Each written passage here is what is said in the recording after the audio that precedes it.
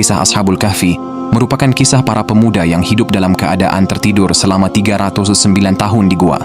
Hal ini diceritakan dalam Al-Quran Surah Al-Kahfi ayat 9-26. Diceritakan, kisah ini terjadi sebelum zaman Nabi Muhammad SAW. Bermula dari negeri yang bernama Afasus dengan pemimpin yang kejam dan penyembah berhala bernama Raja Dicyanus. Pasalnya, ia tidak segan membunuh siapapun yang menolak untuk diajak mengikuti perintahnya dalam menyembah berhala.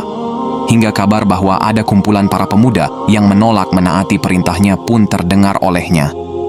Para pemuda tersebut menyebutkan alasan mereka menolak menyembah berhala karena hanya ingin beribadah kepada Allah Subhanahu wa Ta'ala. Raja Dicyanus pun tidak tinggal diam dan mulai menawarkan keuntungan bagi mereka, seperti harta hingga jabatan agar mau menyembah berhala. Namun, mereka tetap teguh pada pendiriannya dan menolak semua tawaran menggiurkan dari Raja Dicyanus. Menurut beberapa sejarawan Islam, ketujuh pemuda tersebut bernama Maxalmena, Martinus, Castunus, Bairunus, Danimus, Yathbunus, dan Tamlika. Ketujuh pemuda ini hidup di zaman Raja Dicyanus. Raja ini menyembah berhala. Ia memaksa rakyatnya ikut menyembah berhala. Jika tidak menuruti kemauannya, sanksinya adalah hukuman mati. Tetapi ketujuh pemuda itu berpegang teguh dengan keyakinannya. Mereka tidak mau mengikuti perintah raja untuk menyembah berhala. Mereka pun akhirnya melarikan diri ke sebuah gua. Selama di dalam perjalanan, tujuh pemuda itu diikuti oleh seekor anjing, yang menurut beberapa sejarawan Islam memiliki nama Kithmir. Meskipun telah diusir, anjing tersebut tetap mengikuti mereka. Setibanya di gua, anjing tersebut membentangkan kedua kakinya menjaga ketujuh pemuda itu di depan pintu gua. Kemudian para pemuda itu berdoa kepada Allah Subhanahu wa Ta'ala agar diberikan petunjuk yang lurus dalam urusannya. Ya Tuhan kami, berikanlah rahmat kepada kami dari sisimu, dan sempurnakanlah petunjuk yang lurus bagi kami dalam urusan kami. Demikian doa tujuh pemuda di dalam gua. Allah Subhanahu wa Ta'ala kemudian menjawab doa tersebut dengan menidurkan ketujuh pemuda itu dalam gua selama 309 tahun. Setelah 309 tahun lamanya, Allah Subhanahu wa Ta'ala membangunkan ketujuh pemuda tersebut dari tidurnya. Ketika terbangun, mereka saling bertanya-tanya, "Sudah berapa lamakah kita tidur di gua ini?" Tanya salah satu pemuda. "Kita berada di sini sehari atau setengah hari," jawab pemuda lainnya.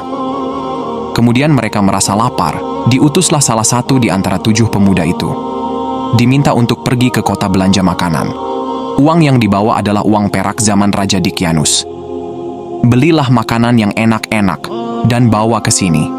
Dan berkatalah, "Lemah lembut, supaya orang tidak mengetahui kita di sini." Pinta seorang pemuda, "Jika mereka mengenal kita, raja tersebut akan memaksa kita untuk menyembah berhala," katanya. Setibanya di kota, semua telah berubah, kondisi juga berubah. Namun pemuda tersebut tidak sadar juga dengan kondisi kota yang berubah. Ketika dia membeli makanan untuk dibawa ke gua dan membayarkan dengan uang perak, penjual kaget ketika salah satu Ashabul Kahfi membayar dengan uang perak. Pemuda itu dituduh menyimpan uang Raja Purba. Akhirnya ditangkaplah pemuda itu dan dibawa ke hadapan raja. Raja yang memerintah saat itu bertanya tentang uang perak yang dimiliki pemuda itu. "Dapat dari mana uang ini?" tanya sang raja. Seorang pemuda dari Ashabul Kahfi itu menceritakan yang sebenarnya.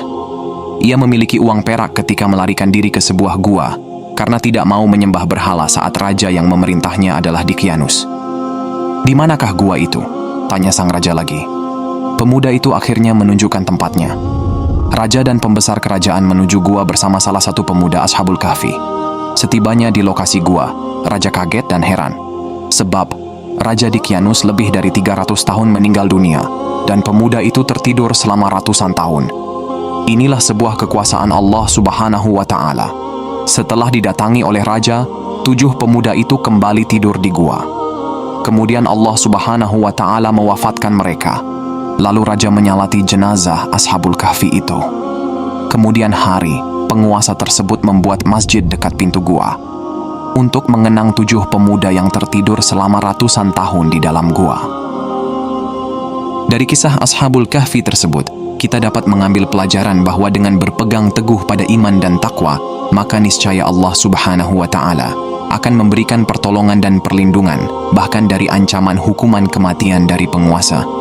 Selain itu, kita juga dapat mengambil pelajaran mengenai kekuatan doa. Doa yang kita panjatkan kepada Allah Subhanahu wa Ta'ala secara sungguh-sungguh dan khusyuk, maka akan dijawab oleh Allah Subhanahu wa Ta'ala dengan bantuan dan pertolongan. Bahkan dalam kondisi yang paling sulit pun, doa dapat mengubah kondisi yang tampaknya sulit dan tidak mungkin untuk dilalui menjadi hal yang mungkin terjadi atas bantuan Allah Subhanahu wa Ta'ala.